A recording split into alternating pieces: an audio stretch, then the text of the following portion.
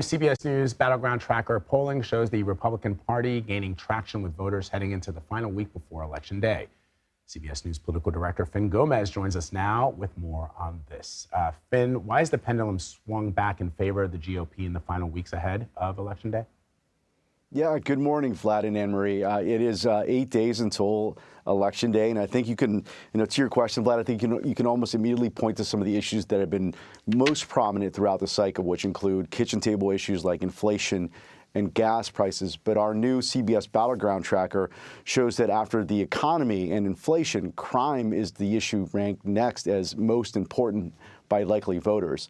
Republicans hold a double-digit lead over Democrats on those policies, on people who think that on voters who think that the policies those policies are safer, allow them to be safer from crime, in large part because of how those Republicans perceive Democrats' approach to police funding.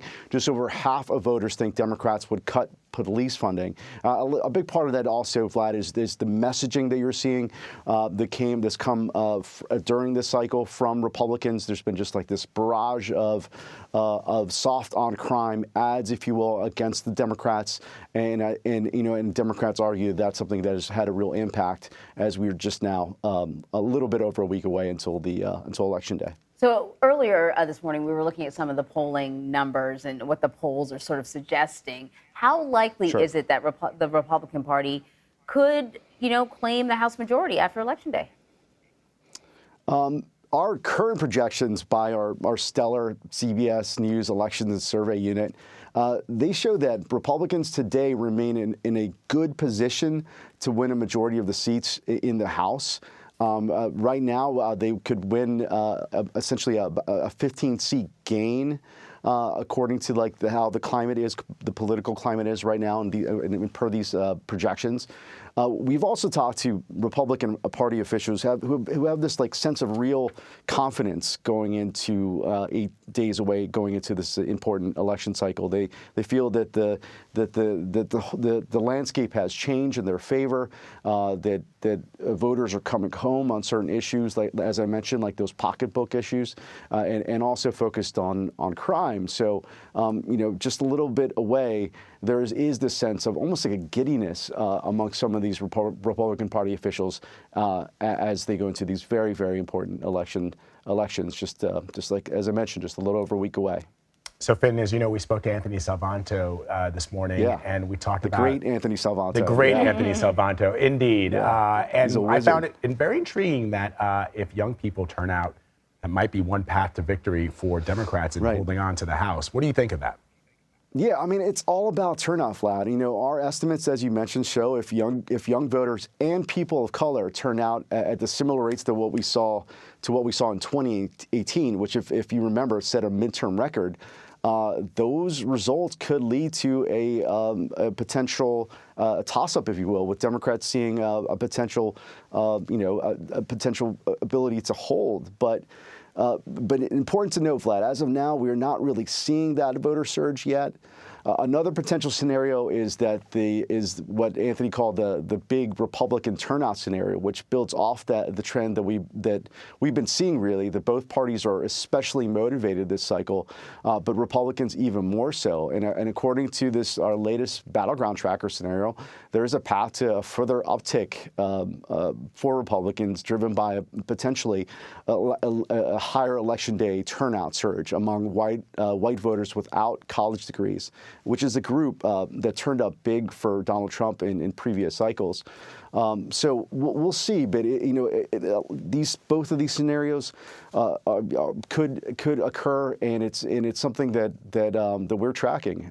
It is one of the most important elections in years. So then, which races are you watching closely over the next 8 days? Well, Anne-Marie, one is the one of course in Pennsylvania, which it's a fascinating one that well, Anne-Marie, but also Georgia, Nevada, and Arizona. These all have key Senate battleground matchups, and how they turn out. Those results could really dictate and determine who has control of the Senate, come Election Day, and I think that. those especially because they're so close. I mean, even in our polling and recent polling, the New York Times Siena College poll came out with a poll just today that showed that these races are close, and there's been a lot of attention on them.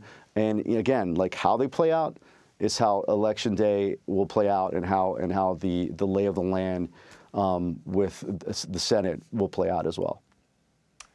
Finn, both parties are bringing out their heavy hitters in the final days of voting. Yeah. Who can we expect to see?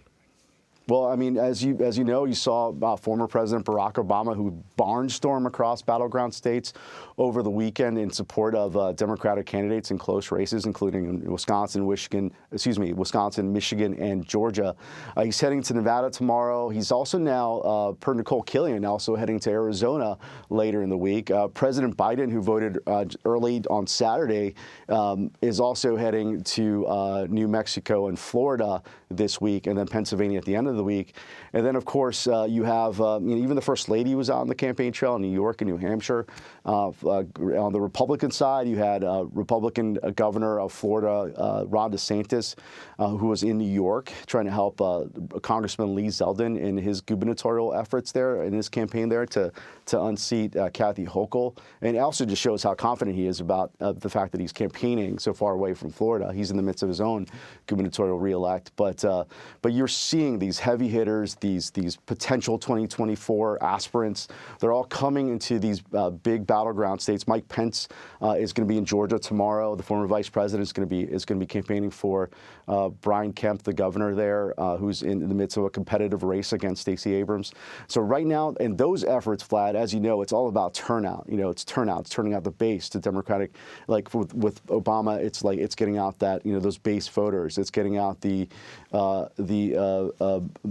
black vote demographic in Georgia, which is so crucial in that state, especially with like a 30% population, and also just overall. I mean, it's you're seeing them have or try to have an impact with just a few days left to drive out that voter turnout and see if it makes a difference in such a consequential election. All right, Finn. Thank you. Thanks, guys.